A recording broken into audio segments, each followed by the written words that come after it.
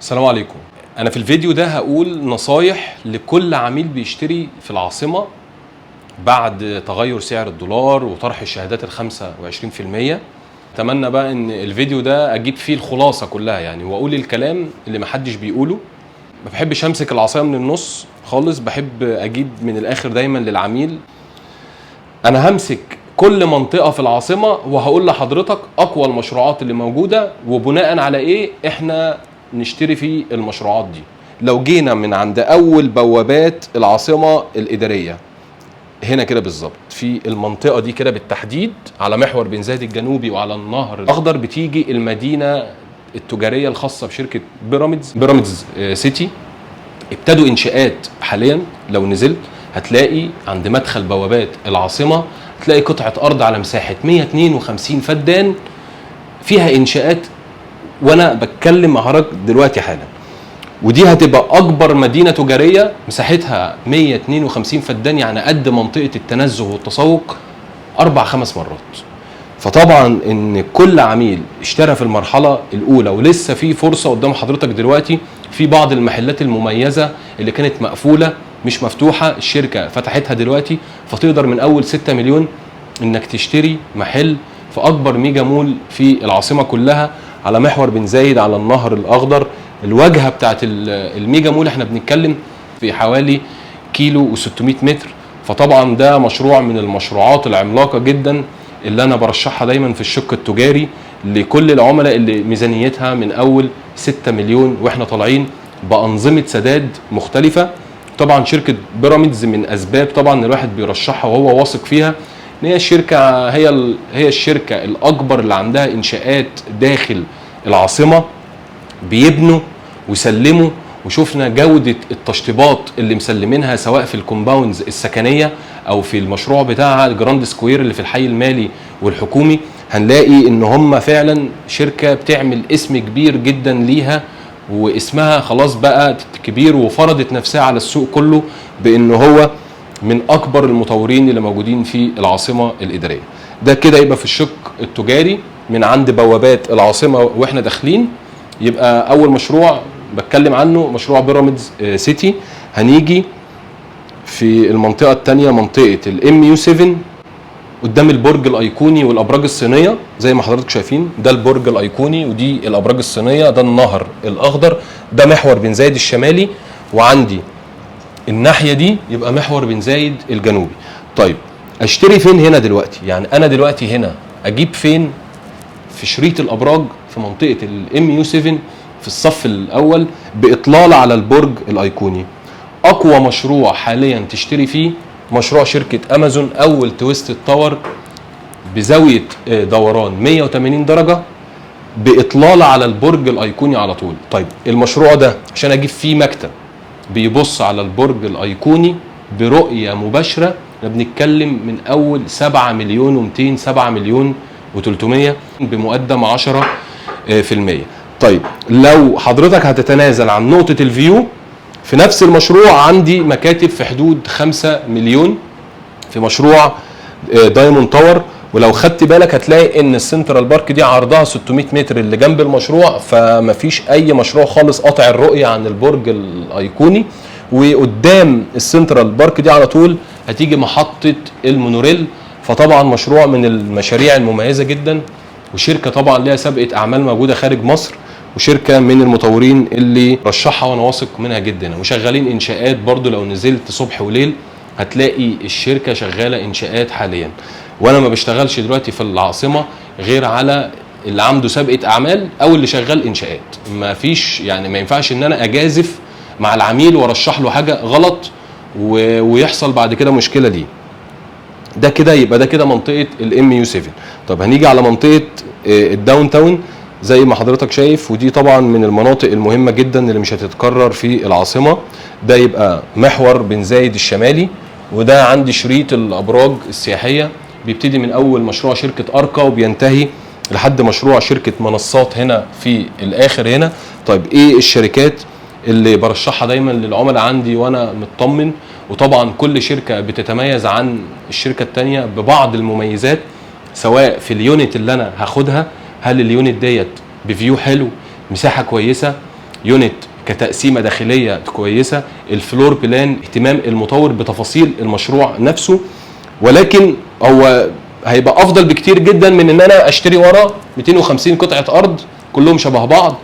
كان في منهم شركات كتير سعرت غلط، وكان الله في عون اللي اشترى فيها، لان احنا كان في شركات مسعره ب 15000 وب 20000 ما هو خلف الابراج. احنا النهارده طن الحديد النهارده وصل ل 32000، والشركات دي لسه ما حطتش يعني اي حاجه خالص، ولا خرسانه ولا طوبه ولا اي حاجه خالص. فطبعا هيبقى ريسك كبير جدا ان العميل يشتري خلف الابراج، وانا كاسلام الشاعر ما بشتغلش خلف الابراج السياحيه لتخوفات كتير جدا. طيب عندي مشروع ايربلينز، عندي مشروع نايل بيزنس سيتي ان شاء الله في اخر الشهر ده نازل بالمرحله الثانيه بتاعته، هتبقى بالمرحله الفندقيه. عندي مشروع ايربلينز لايميل عبد الله، لسه العميل يقدر يشتري مكاتب من اول 4-5 مليون. مشروع قوي جدا، مطور كبير طبعا. عندي مشروع اوبسيديار دبي، من المشاريع المحترمه جدا ومن المشاريع اللي عليها اقبال كبير جدا في السوق، ويقدر العميل يشتري فيها من اول 4 مليون. عندي مشروع شركه اركا، يقدر العميل يشتري برضو من اول 4.5-5 مليون، وده برضو من المشاريع اللي بتقع في قلب الميدان داون تاون، ومن المطورين اللي الحمد لله الواحد بيثق فيهم. هنروح بقى على منطقه الحي المالي والحكومي. هم 3 مشروعات، كان ايه يعني ما اطولش على حضرتك واجيب لك الخلاصه. طيب ايه المشاريع اللي في الحي المالي والحكومي اللي انا برضو برشحها للعميل؟ وان شاء الله يعني لو نزلت هتلاقي ان كلوكيشن او كانشاءات او كسابقه اعمال او كمطور فعلا تثق ان انت تحط عنده 4 مليون و5 مليون و10 مليون، وتحط ارقام كبيره، لان دول المطورين الكبار اللي في الحي المالي والحكومي اللي نقدر دلوقتي نشتري عندهم. عندي مشروع باراجون 3، ده يبقى المشروع الثالث لشركه باراجون، يقدر العميل يشتري من اول 7 مليون. مشروع طبعا موجود على محور الرياسه، ده محور الرياسه اهو، المشروع هنا اهو بالظبط في القطعه ديت. فطبعا الاطلاله بتاعته على الحديقه الرئاسيه، وده يبقى المشروع الثالث لشركه باراجون. خلصوا المشروع الاول بتاعهم باراجون 1، شغالين في التشطيبات بتاعته. المشروع الثاني بتاعهم باراجون 2 اتباع فيه حوالي 90% وشغالين في انشاءاته، وده المشروع الثالث بتاعهم في لوكيشن طبعا قوي جدا. ودايما اقول للعميل ما تشتريش غير على المحاور الرئيسيه، ومحور الرئاسه ده من اهم المحاور اللي ما يقلش عن محور بن زايد او المحور المركزي في درجه اهميته.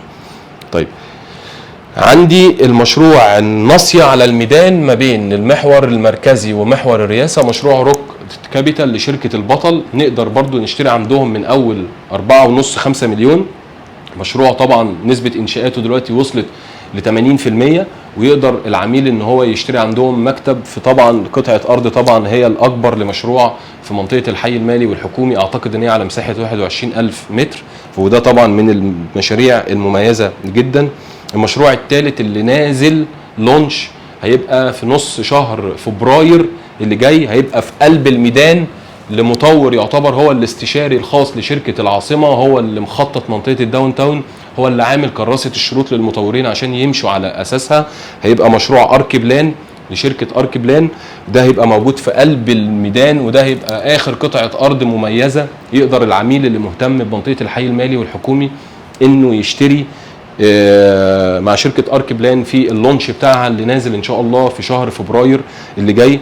عندهم سابقه اعمال هنا على قطعه الارض ديت، مشروعهم الاول الكوالي فيردي ده مبني وخلصان، والعميل اللي اشترى معايا في المشروع ده الحمد لله ربنا كرمه وكسب دلوقتي وبيطلب اوفر يعني كبير، وربنا يا رب يبارك لهم يعني. يبقى كده انا جبت لحضرتك الخلاصه، نحط فلوسنا فين في العاصمه. طيب ودايما اقول للعميل لو حضرتك مش هتجيب حاجه كويسه في العاصمه، انا بقولها لك اهو، يمكن ما فيش حد قالها كتير، روح اعمل شهاده 25%، دي هتبقى افضل ليك. انا بقول للعميل اللي ميزانيته 700000 هم شقى عمره، في عملاء بتبقى عامله جمعيات وخلاص هم دول المبلغ اللي معاه، لا المبلغ ده حضرتك مش هيجيب لك حاجه كويسه في العاصمه. واوعى تتخيل ان المكتب ال20 متر او ال25 متر ده هيبقى له مستقبل.